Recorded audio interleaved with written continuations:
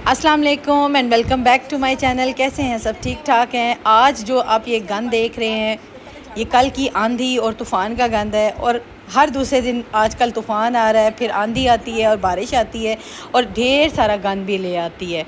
तो बस इसी गंद को, इसी आंधी तूफ़ान को देख के ना मुझे एक गाना याद आया जो कि आजकल बहुत ट्रेंडिंग है और आप में से बहुत से लोग ना सुन भी रहे होंगे और बहुत फ़नी भी है, क्रिंजी भी है और आप लोगों को इंजॉय भी करते होंगे। हाय हाय ओए होए। मतलब अब देखें इतना गंद है, हाय हाय ओए होए ही निकलती है मुंह से कि अब क्या करें। मैं कहती हूँ हर दूसरे दिन हम लोग तैयारी करके फ़ारिग होते हैं कि जी अब ईद की सफाइयाँ हो गई और फिर गंद मच जाता है। तो यही मैंने सुना है कि अभी 9 तारीख तक यही सिलसिला रहना है, लेकिन फिर गंद में भी नहीं रहा जाता क्योंकि ऐसे ये जगह हैं जो घर के अंदर हैं जो कि हर वक्त नज़र पड़ती है और गंदा लगता है।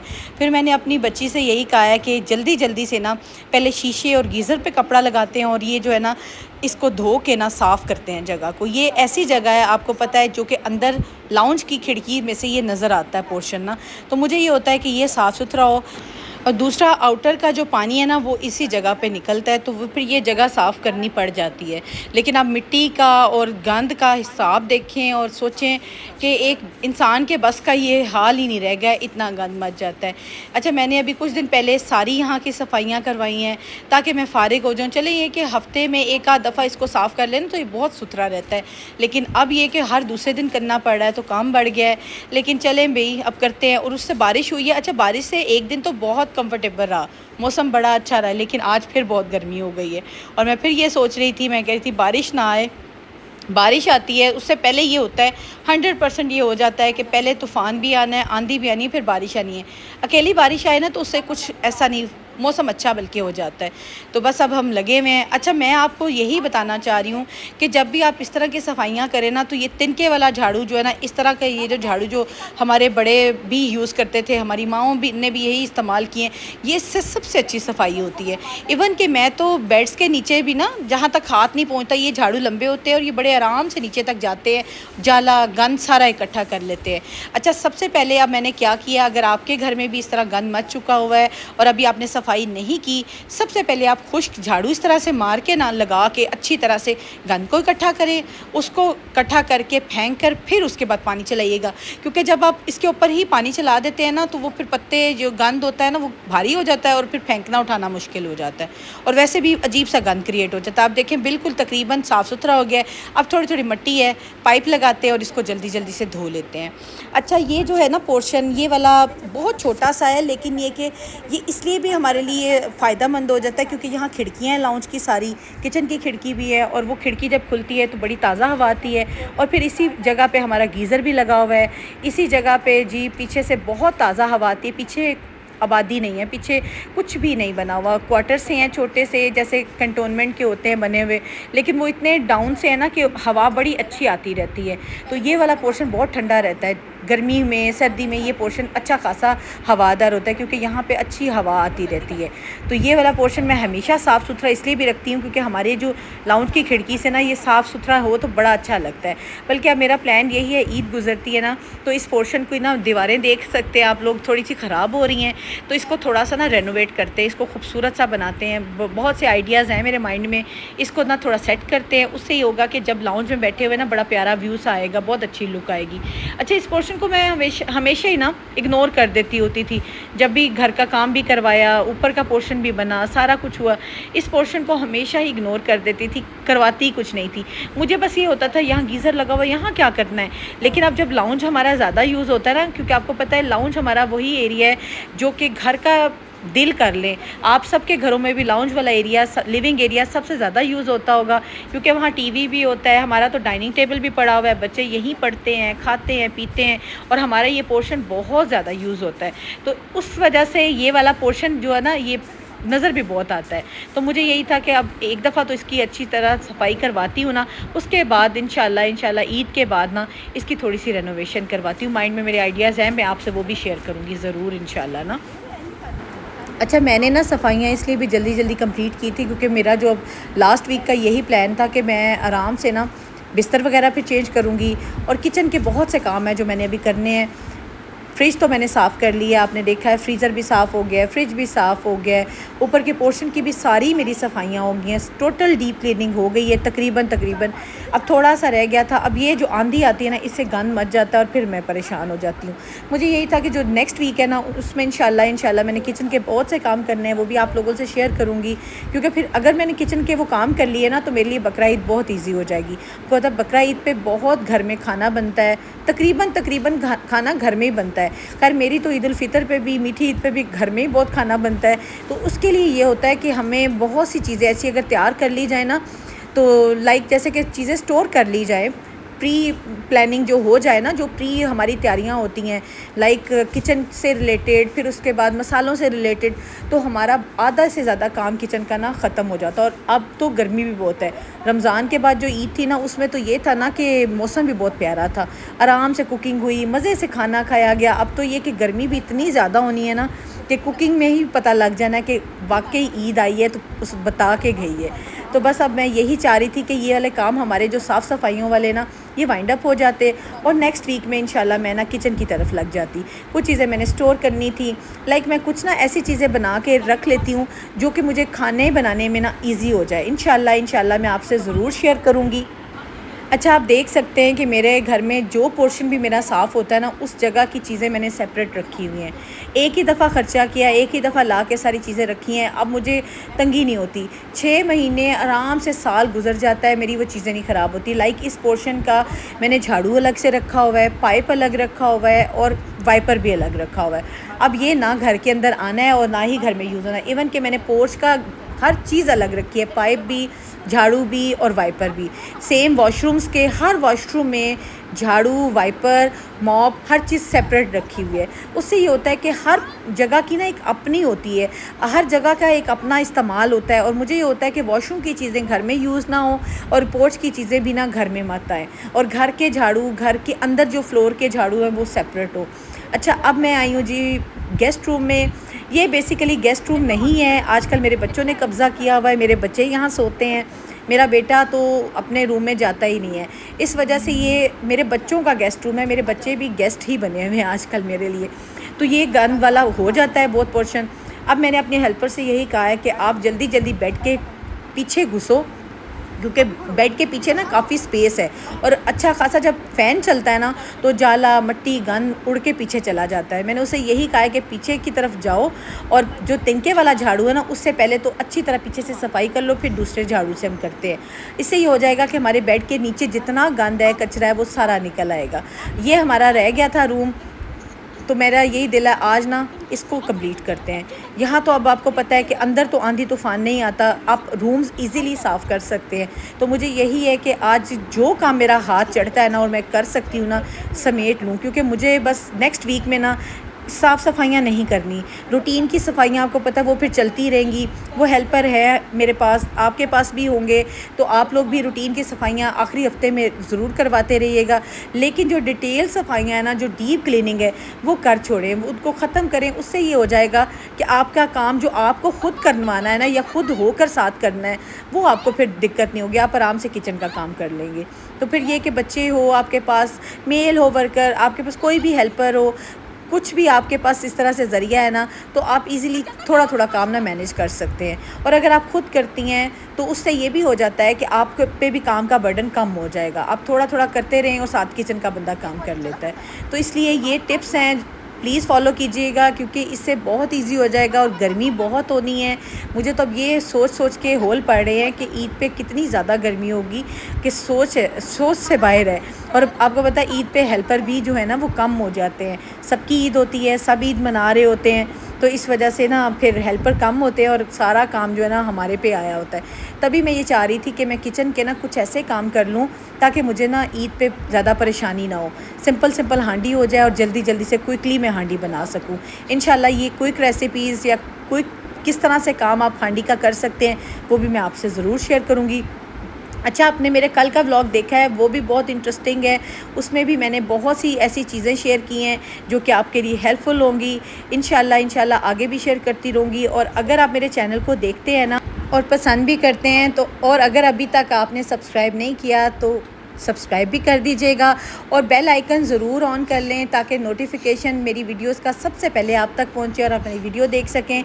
कल के व्लॉग में भी मैंने बहुत इंटरेस्टिंग सी व्लॉग में चीज़ें शेयर की थी जो कि आप लोगों ने अभी तक नहीं देखा, तो वो भी ज़रूर देखें, क्योंकि मैंने उसमें सारा किचन की डीप क्लीनिंग, फ्रिज को कैसे साफ़ करना है और किन प्रिकॉशंस के साथ साफ़ करना है और कैसे आपने मेजरमेंट्स लेनी है प्रिकॉशंस वाली, वो भी सारी चीज़ें आपको बताई हैं। आपने ज़रूर डिटेल व्लॉग देखिएगा और आज का व्लॉग भी आगे बहुत इंटरेस्टिंग होने वाला है, क्योंकि मैंने अभी ऐसा एरिया भी साफ़ करना है जो कि आपके घर का दिल है। मेरे घर का तो वो दिल है, अगर वो पोर्शन साफ़ सुथरा ना हो तो मुझे वैसे ही ना उलझन होती रहती है। तो ये वो एरिया होगा जो अभी मैं साफ़ करूँगी और आप लोगों ने एंड तक ज़रूर देखना है कि किस तरीके से मैंने उसको किया है क्लीन और किस तरीके से आप अपने ऐसे पोर्शन को साफ़ कर सकते हैं जो हर वक्त यूज़ में आता हो। क्योंकि आपको पता है ये वाला जो एरिया ना, जो मैं अभी रूम साफ़ कर रही हूँ, ये मेरा गेस्ट रूम है और गेस्ट रूम का हमेशा डोर जो है ना वो बाहर की तरफ ज़रूर होता है। अब बाहर की तरफ होने की वजह से कल जब आई है ना आंधी, तो वो दरवाज़े के अंदर ढेर सारा गंद इकट्ठा हो गया और मुझे याद नहीं रहा, तो मेरी हेल्पर ने आराम से खोला और उसको भी साफ़ कर दिया है। तो इस तरह की छोटी छोटी चीज़ें हैं जो अगर रह जाए ना तो सच में गंद क्रिएट करती रहती है। तो मुझे बड़ी टेंशन होती है कि मुझे ये होता है कि आपने देखा होगा मेरे ब्लॉग्स में भी कि मुझे ना सफाई का जो है ना वो एक खपत है। मुझे होता है कि घर साफ़ सुथरा हो, बच्चे साफ़ सुथरे हों, खाना अच्छा हो, बिस्तर अच्छे हों, मतलब हर चीज़ नीट एंड क्लीन साफ़ सुथरी हो। तो इसके लिए कोशिश करनी पड़ती है, तभी जाकर ना हर चीज़ साफ़ सुथरी होती है। अदरवाइज़ बातें करने से या व्लॉग्स खाली देखने से साफ़ सफाई नहीं होती। तो इसके लिए आपको उठना है, उठकर झाड़ू उठाना है और फिर उसकी सफाई करनी है, तभी घर साफ़ सुथरा होगा, अदरवाइज़ घर साफ़ सुथरा नहीं होता। अब आप क्या सोचते होंगे कि जब व्लॉग में मेरा कोई हेल्प कर रहा है या काम कर रहा है और मैं नहीं कर रही, यकीन करें कि 90% काम साथ मैं करवा रही होती हूँ, क्योंकि मुझे ये होता है कि अगर एक काम इस तरह से शुरू हुआ जो रूटीन से हट के है ना, तो हेल्पर थक जाते हैं। आप जब तक साथ नहीं लगोगे, उनकी हेल्प नहीं करोगे, वो नहीं कर सकते। तो कोशिश किया करें, अगर आपके पास हेल्पर है, ब्लेसिंग है, और उठें साथ में ख़ुद काम करें और घर को खुद देख कर ना साफ़ सुथरा करा लें। समटाइम ये होता है कि उन्हें नहीं पता होता कि आपका कौन सा पोर्शन, कौन सी जगह, कौन सा कॉर्नर ज़्यादा गंदा होता है। तो आप अगर बताएंगे, साथ करवा लेंगे, तो आपका घर भी साफ़ सुथरा हो जाएगा और आपको भी तसल्ली होगी कि काम अगर मंथ के बाद, 2 मंथ्स के बाद डीप क्लीनिंग हुई है ना, तो घर साफ़ सुथरा है। ये वो टिप थी जो मैं आपको इसलिए देना चाह रही थी कि जिनके घरों में हेल्पर है, तो हेल्पर के साथ हेल्प करवानी पड़ती है।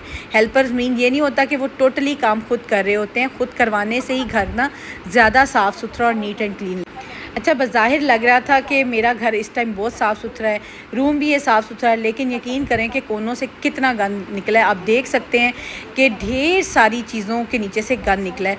एक्चुअली पता है कि गर्मी में एक तो तूफ़ान और आंधियाँ भी, ये वाला सिलसिला भी होता है, और दूसरा जब फ़ैन्स ऑन जो हो जाते हैं ना, तो उससे ये होता है कि जितना छोटा छोटा गंद भी होता है ना, वो उड़ के छुप जाता है। छुप कहाँ जाता है? वो फर्नीचर के नीचे छुप जाता है। और भारी फर्नीचर, भारी चीज़ें हम रूटीन में नहीं हिला रहे होते, तो उनके नीचे वो छुपा रहता है और इकट्ठा होता रहता है, और हमें देखने वाले को ये लग रहा होता है कि जी इस औरत का घर बहुत गंदा है। होता ऐसा नहीं है। जब फ़ैन चलता है तो गंद सारा नीचे चला जाता है, और जब वो हम 1, 2, 4 दिन, हफ्ता भी मत हिलाए ना, तो भारी फर्नीचर आपको पता है रोज़ हिलाया भी नहीं जाता, तो वो गंद इकट्ठा होते होते ढेर लग जाता है। अच्छा जी, ये मेरा वो पोर्शन है जो मैं आपको बता रही थी। हर घर का दिल है, हर घर की जान है। यहाँ पे हर बंदा यहीं पे यूज़ करता है और बैठता है। ये होता है जी lounge area, living area, TV area कर लें, डाइनिंग एरिया कर लें, स्टडी एरिया कर लें। ये बहुत इंपॉर्टेंट एरिया है और मेरे घर में ये बहुत यूज़ होता है। और सच में अगर मैं इसको महीने के बाद, 15 दिन के बाद डीप क्लीनिंग ना करूं, तो ये पोर्शन बहुत गंदा हो जाता है। इसके लिए मैं कोई सीज़न, त्यौहार या मौका नहीं देखती। महीने के बाद मैं लाजमी चीज़ों को आगे करती हूँ, और सोफ़ों को अच्छी तरह से कपड़ा इस तरह से पहले, सबसे पहले आगे करने के बाद कपड़ा लगाते हैं, क्योंकि इसके ऊपर अगर कोई जाला हो, डस्ट हो, गंद हो, तो वो सारे का सारा पहले झड़ जाए, उसके बाद झाड़ू फेरते हैं। और आपको पता है फैब्रिक होता है, फैब्रिक को जब तक झाड़े ना, अच्छी तरह से साफ़ ना करें, और वेलवेट है, फिर वेलवेट तो इस तरह से साफ़ भी नहीं होती। लेकिन जब इसे साफ़ किया करें ना, तो खुश कपड़े से साफ़ किया करें, क्योंकि जब आप गीला कपड़ा लगाएंगे ना, और ख़ासकर इस मौसम में जब बारिश हो रही हो, नमी सी फील हो रही हो, तो स्मेल करेंगे। तो अगर आपको लगता है ना कि आपके सोफ़ों में से खुशबू नहीं आ रही, या आपको थोड़ी थोड़ी इस तरह से अजीब सी नमी फ़ील हो रही है, तो थोड़ी देर के लिए खिड़कियाँ दरवाजे खोला करें, लाजमी खोला करें। और सेकंड टिप ये है कि अगर आपके पास कोई भी फ्रेगरेंट वाली चीज़ है, लाइक डिटोल है, या फिर कंफर्ट फैब्रिक जो है ना, फ्रेशनर वो भी बहुत अच्छा है। डिटोल के साथ साथ कंफर्ट अगर आपके पास है तो एक ढक्कन डालें, टॉवल किसी को भी अच्छी तरह से गीला करें, छोटा सा टॉवल ले लें, हैंड टॉवल जैसे होता है, सारे आप लोग सोफ़ों पे हर चीज़ पे फेरें और यकीन करें कि आपके सोफ़ों से, और फिर फ़ैन ज़रूर ऑन कर दीजिएगा ताकि ना उसमें से हवा जो है ना, जो भी पानी है जिस तरह से आपने लगाना है तो वो अच्छी तरह से एवेपोरेट हो जाए, उड़ जाए और आपके सोफ़ों में एक प्यारी प्यारी सी महकी महकी सी खुशबू हो जाएगी। सेम इसी तरह से आप लोग रग्स पे भी फेर सकते हैं।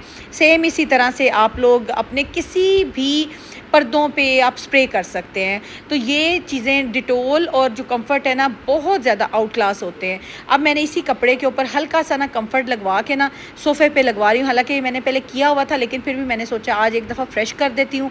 और मेन जो चीज़ है ना, आप लोग चाहे सुबह के वक्त चाहे शाम के वक्त खिड़कियाँ दरवाजे ज़रूर एक दफ़ा खोल दिया करें। उससे ये होता है कि घर में जब ताज़ा हवा आती है ना तो अंदर की जो स्मेल है ना वो निकल जाती है। ये ज़रूर लाजमी किया करें क्योंकि गर्मियों में और स्पेशली जब बारिशों का सीज़न चल रहा हो ना इस तरह से, तो ज़रूर ये काम किया करें। फिर ये कि हमें क्या होता है, हम लोग घर के अंदर रह रहे होते हैं, हमें रहते हुए हमारे नाक को वो बू जो है ना वो समा जाती है तो हमें वो स्मेल फ़ील नहीं होती। लेकिन जब बाहर से कोई घर में एंटर होता है ना, लाइक कोई गेस्ट आता है या कोई भी आउटडोर से आता है तो उसे वो स्मेल फ़ील होती है। तो ना कि कोई आपके घर में आके ये फ़ील करे कि इसके घर से गंदी स्मेल आ रही है। चाहे आप जितनी भी सफाई कर लें ना, अगर स्मेल आएगी ना तो आपकी सफाई जो है ना वो धरी की धरी रह जाएगी। तो कोशिश किया करें, खिड़की दरवाजे खोल दिया करें और जिस तरीके से मैंने डिटोल और कंफर्ट का बताया ना उस मेथड से अपनी रग्स को और सोफ़ों को ज़रूर कपड़ा एक दफ़ा फेर लिया करें। चाहे वीक में 2 दफ़ा कर लिया करें लेकिन ज़रूर कर लिया करें। और ग्रॉसरी में एक दफ़ा डिटोल लाएंगे आपका एटलीस्ट 2 मंथ्स चल जाएगा। तो ये बड़ा इजी सी टिप्स थी तो मैंने कहा मैं आज आपको दूं क्योंकि मैंने लाउंज को आज इसी तरह साफ़ किया है और मेरा लाउंज अभी मैं आपको दिखाती हूँ, बहुत सुथरा नीट एंड क्लीन हो गया है। रग्स मैंने बिछा लिए हैं। ये चेयर्स जो हैं ये रूटीन में यूज़ होती हैं लाउंज में सिटिंग के लिए, गेस्ट आ जाएँ तो मैंने इसलिए एक्स्ट्रा चेयर्स एक्स्ट्रा सिटिंग रखी हुई है। मुझे ये होता है कि गेस्ट आएँ तो तंगी ना हो। वैसे हमारा जो ये सोफ़ा है ना ये 7 सीटर है, ईज़िली 7 पर्सनस के लिए, लेकिन 2 चेयर्स और साथ में मैंने एक छोटा सा काउच है वो भी मैंने खुद बनवाया था। ये इस काउच की भी बहुत बड़ी स्टोरी है, इंशाल्लाह ये भी मैं किसी दिन आप लोगों से ज़रूर शेयर करूँगी क्योंकि ये काउच जो था बेसिकली ये काउच नहीं था, ये कुछ और था तो मैंने इसको काउच की फॉर्म में दिया और आपसे इंशाल्लाह वो मैं सारा तरीका मेथड शेयर करूँगी कि आप लोग किस तरह से अपने पुरानी फर्नीचर्स को, पुरानी चीज़ों को रीयूज़ कर सकते हैं और न्यू इनोवेटिव न्यू तरीके से ना उसको शेप दे सकते हैं। तो ये हमारा जी सेंटर टेबल का है सारी लुक। सेंटर टेबल हमारा क्लीन हो गया। अब मैं उसको रखूँगी रग के ऊपर और हमारा ये वाला जो एरिया है ना जहाँ पे सिटिंग एरिया बेसिकली मैं इसे कहती हूँ, ये हमारा हो गया है डन। अब मैंने जाना है जी अपने डाइनिंग एरिया की तरफ। डाइनिंग एरिया भी आज बहुत गंदा है, उसको भी अच्छी खासी जो है ना क्लीनिंग की ज़रूरत है। रग्स मेरी अभी साफ़ है।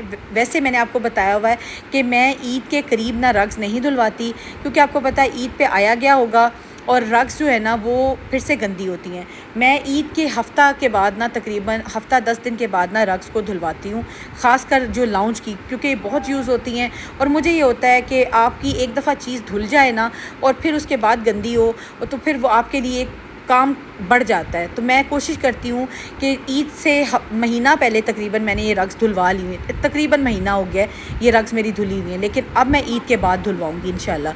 तो उसके बाद फिर ये कि गर्मियाँ आराम से मेरी ना ये रग्स चल जाएंगी। वैसे रग्स को अगर नीट एंड क्लीन रखना है उसकी भी बहुत सी टिप्स हैं, वो भी इंशाल्लाह आपसे ज़रूर शेयर करूँगी। जिस दिन रग्स धुलवाऊँगी ना उस दिन रग्स की सारी आपसे टिप्स भी शेयर करूँगी कि मैं रग्स को किस तरह से 3 से 4 माह भी चला लेती हूँ आराम से, ईज़िली मेरी साफ़ सुथरी रहती हैं। अच्छा ये देखिएगा टेबल, इसके अंदर ये जगह सारी खाली थी, फिर मैंने इसके अंदर रखी हैं बुक्स, इसको बुक्स के स्टोरेज के तौर पर यूज़ कर रही हूँ। अब मैं आ गई हूँ जी डाइनिंग एरिया की तरफ। ये डाइनिंग एरिया मेरा बहुत यूज़ होने वाला एरिया है। यहाँ पे बच्चे बैठ के खाना भी खाते हैं, यहाँ पे बच्चे बैठ के पढ़ते भी हैं। अच्छा ये छोटा वाला ब्रश मैंने हमेशा आपको बताया है कि ये मैंने ला के रखा हुआ है, ये मैंने रग्स के लिए रखा हुआ है। रग्स के लिए मैंने बहुत सी चीज़ें ऐसी ला के रखी हुई हैं जिससे मेरी रग्स जो है ना वो चमकदार, साफ़ सुथरी और नीट एंड क्लीन रहती हैं।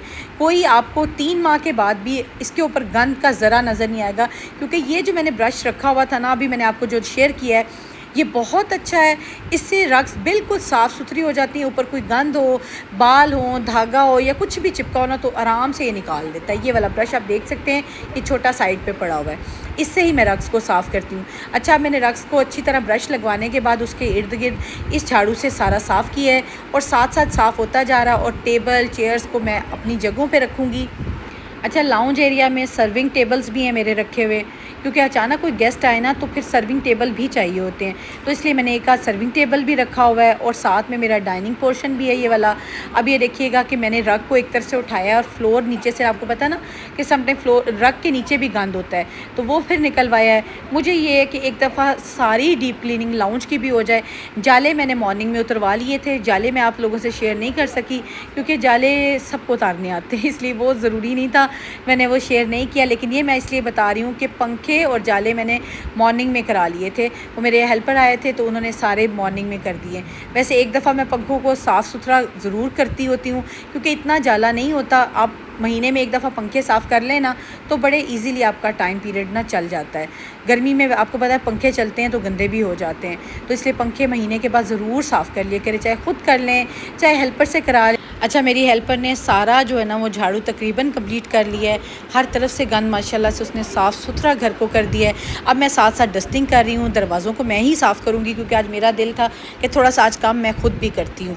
तो डस्टिंग करने के साथ साथ ना तकरीबन काम हमारा एंड हो गया है। अब रह गया जी कपड़ा लगाने वाला। टॉवल मैंने रखे हुए सेपरेट, 3-4 मैंने टॉवल इसलिए लगाए हुए हैं कि मुझे ये होता है कि गंदे टॉवल ना यूज़ किए जाए। गंदे टॉवल यूज़ करने से ना स्मेल आ जाती है। आपने क्या करना है कि जब भी टॉवल आपके यूज़ हो जाए ना, आपने टॉवल्स को अच्छी तरह धुलवा के ना खुली जगह पे तार पे ज़रूर डलवा देना। उससे ये होगा कि टॉवल्स में से स्मेल निकल जाएगी और आपका अगले दिन जब घर पे दोबारा लगेंगे ना तो आपके घर में स्मेल नहीं बनेगी। ये भी एक तरीका है जिसकी वजह से आपको घर को ना स्मेल फ्री रख सकते हैं, खुशबूदार रख सकते हैं। अगर आपके टॉवल गंदे हैं ना पोछे वाले तो आपका घर गंदा होगा। ये था मेरा आज का व्लॉग, होपफुली आपको पसंद आया होगा। क्लीनिंग बहुत मुश्किल थी लेकिन ये कि आपसे एक एक स्टेप कोशिश की है मैंने शेयर करने की, होपफुली आपको पसंद आया होगा। पसंद आया तो लाइक एंड शेयर कीजिएगा, चैनल को सब्सक्राइब कीजिएगा। इंशाल्लाह मिलती हूँ नेक्स्ट व्लॉग में। अपना सब ख्याल रखिएगा, मुझे ढेर सारी दुआओं में याद रखिएगा। अल्लाह हाफिज़।